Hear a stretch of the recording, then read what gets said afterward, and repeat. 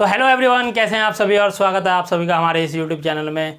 तो आज के वीडियो में जो हम बात करने वाले हैं कुछ कॉन्स्टिट्यूएंट असेंबली और कॉन्स्टिट्यूशन के कुछ फैक्ट्स के बारे में जानेंगे, जो हमें किसी भी स्टेट पीसीएस या कोई भी वन डे एग्ज़ाम के लिए बहुत ही आवश्यक हो जाता है। बट जो हमारा प्रीलिम्स है यूपीएससी का, उसमें बहुत ही कम चांसेस होते हैं इस टाइप के क्वेश्चन पूछने के। फिर भी ये कुछ फैक्ट्स आपको पता होने चाहिए। जैसे कि हम बात करें, जो हमारा कॉन्स्टिट्यूशन बनने में टोटल जो समय लगा था वो 2 ईयर 11 मंथ एंड 18 डेज, ये हमारा टोटल डेज थे जो हमारे कॉन्स्टिट्यूशन को बनने में लगा था। फिर अगर हम बात करें, जो कॉन्स्टिट्यूशन बनने में टोटल 11 सेशन हुए थे। 11 सेशन में हमारा जो 2 ईयर 11 मंथ 18 डेज में 11 सेशन हुए थे, जिसमें हमारा कॉन्स्टिट्यूशन बना था। उसके बाद अगर हम बात करें तो हमने मई 1949 में हमने कॉमनवेल्थ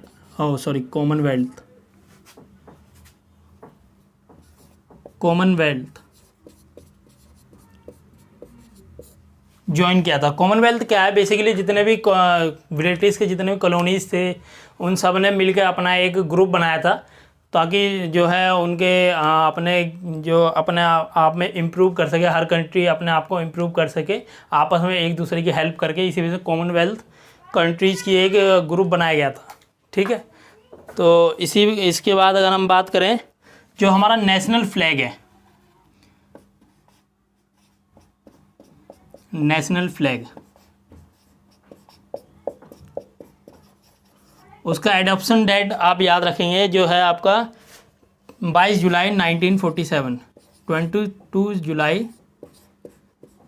1947 को हमारा जो नेशनल फ्लैग है, तिरंगा, वो हमारा एडॉप्ट हुआ था। और इसी दिन ध्यान रखिएगा,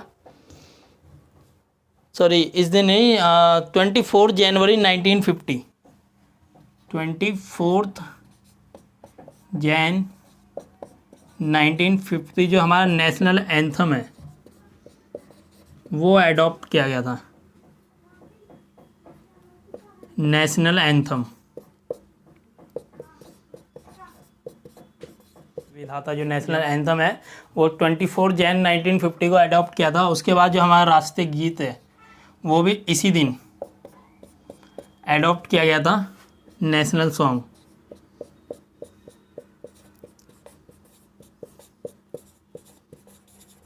तो नेशनल सॉन्ग आपको पता है ना कौन सा है?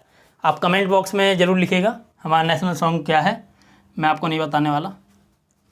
उसके बाद अगर हम बात करें, जो हमारा कॉन्स्टिट्यूशन बनाया गया था, उस कॉन्स्टिट्यूशन को बनाने के लिए जो कॉन्स्टिट्यूएंट असेंबली के मेंबर्स थे, उन्होंने लगभग 16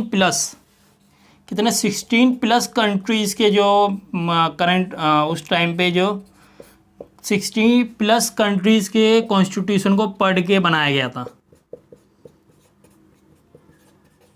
60 प्लस, आप इमेजिन कीजिए कि 60 प्लस कॉन्स्टिट्यूशन पढ़ना, उसके बाद उसमें क्या अच्छा है क्या गलत है, इन सब का छांटना, और उसके बाद जितने भी अच्छी बातें हैं वो अपने कॉन्स्टिट्यूशन में अडॉप्ट करना, कितना ज़्यादा इन्होंने चैलेंजेस फेस किए थे अपने टाइम पे।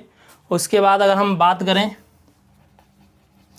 जो इसकी लागत आई थी, अब भैया कॉन्स्टिट्यूएंट असेंबली जो ये 2 ईयर 11 मंथ एंड 18 डेज जो चली थी हमारी, तो इसमें इनका खाना पीना खर्चा जितना भी था वो लगभग 64 लाख के करीब बजट आया था इनका। जो कॉन्स्टिट्यूशन बनाने का जो बजट आया था वो लगभग 64 लाख का आया था।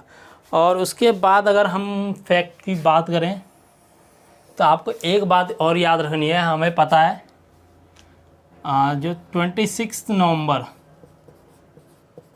1949 को हमारा कॉन्स्टिट्यूशन बन के तैयार हो गया था, है ना? हाँ, 26 नवंबर 1949 को हमारा कॉन्स्टिट्यूशन बन के तैयार हो गया था। बट इसको जो एडॉप्ट किया गया था, एडॉप्शन डेट आप प्रीएम्बल जब पढ़ेंगे तो उसमें भी आपको नीचे दिख जाएगा, जो एडॉप्शन डेट है वो 26 जैन 1950 को हमने एडॉप्ट किया था। कॉन्स्टिट्यूशन को। एडॉप्शन डेट मैं यहाँ लिख देता हूँ,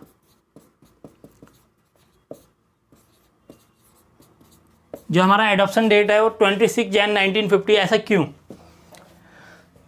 26 जैन को ही क्यों चुना गया, 24 जैन को क्यों नहीं, 23 जैन या ये 26 नवंबर को ही बन गया था, दिसंबर में क्यों नहीं, या नवंबर के ही किसी डेट में क्यों नहीं रखा गया, 26 जैन को ही क्यों।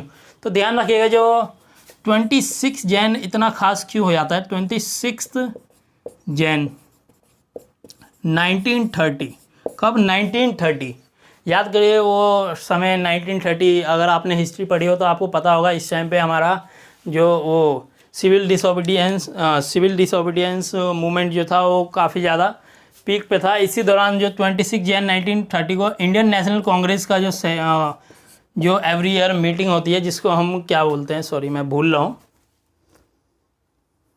सेशन, हाँ, जो इनका एवरी ईयर सेशन होता है वो लाहौर में इनका सेशन चल रहा था। लाहौर सेशन में इन्होंने 26 जैन 1930 को फर्स्ट टाइम इन्होंने पूर्ण स्वराज, ध्यान रखिएगा, पूर्ण स्वराज की मांग की गई थी। पूर्ण स्वराज की मांग की गई थी मतलब फुल इंडिपेंडेंस की मांग की गई थी।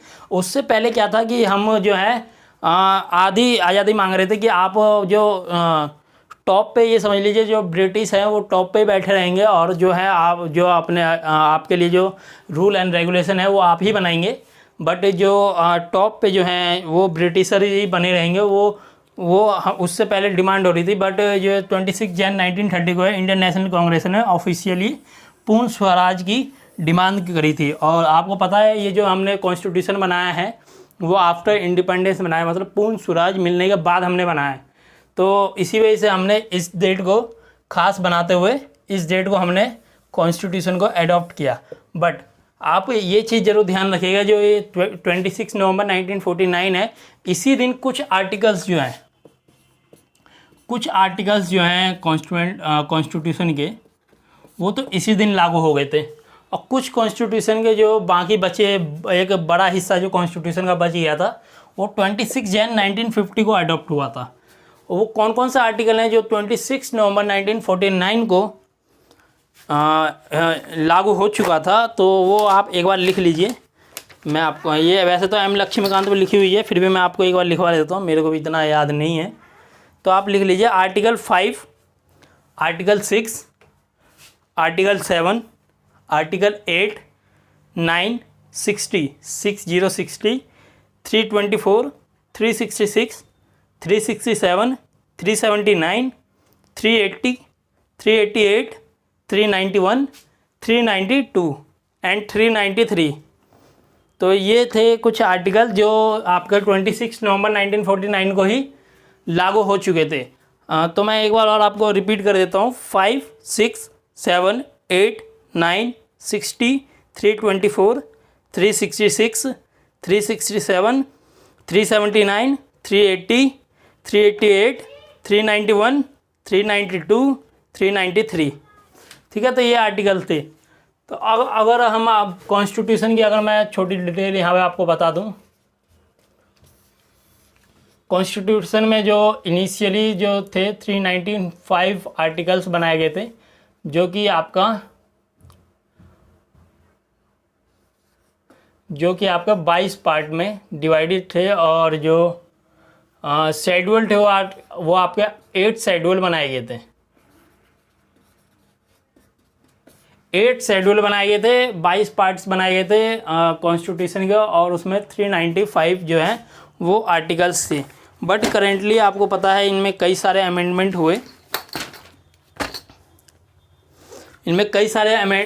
हुए, जिसके कारण इसमें जो अब करेंटली जो अभी 2022 में सिचुएशन है, लगभग इसमें 25 पार्ट्स हैं, जिनमें आर्टिकल मोर देन 450 हो चुके हैं, 450 प्लस आर्टिकल हो चुके हैं, और ये शेड्यूल बढ़ के 12 हो चुके हैं।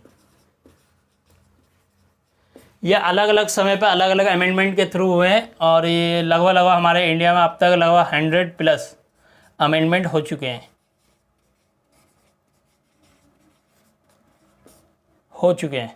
तो ये सब के बारे में हम डिटेल में बातें करेंगे। पहले हम पहला पार्ट स्टार्ट करेंगे, उससे पहले हम प्रीएम्बल की स्टार्टिंग करेंगे।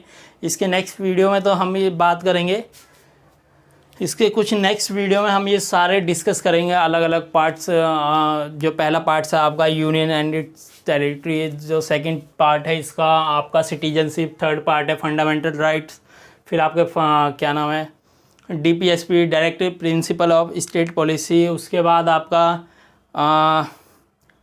फंडामेंटल ड्यूटीज स्टार्ट हो जाता है। उसके बाद अगर हम बात करें यूनियन स्टार्ट हो जाता है। यूनियन में भी हम 3 पार्ट्स पढ़ेंगे, एग्जीक्यूटिव, लेजिस्लेटिव एंड जुडिशरी, फिर आपका स्टेट चालू हो जाता है। तो इस प्रकार हमें सारे पार्ट्स कवर करने हैं धीरे धीरे, स्लोली, ग्रेजुअली।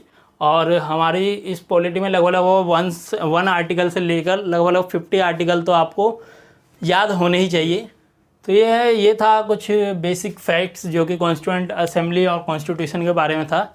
तो इसके नेक्स्ट लेक्चर में हम बात कर लेंगे जो हमारा क्रिटिसिज्म है कॉन्स्टिट्यूशन को लेकर, कॉन्स्टिट्यूएंट असेंबली को लेकर, उस क्रिटिसिज्म को हम डिस्कस कर लेंगे। और अगर वो क्रिटिसिज्म से रिलेटेड कोई क्वेश्चन आता है तो उसमें कैसे हम पॉजिटिव अप्रोच भी रखेंगे। जैसे अगर कोई कॉन्स्टिट्यूशन को बुरा भला कहता है तो हम उसे कैसे प्रोटेक्ट करेंगे, तो वो चीज़ भी हम डिस्कस कर लेते हैं। तब तक के लिए धन्यवाद। Thank you for watching and like share subscribe.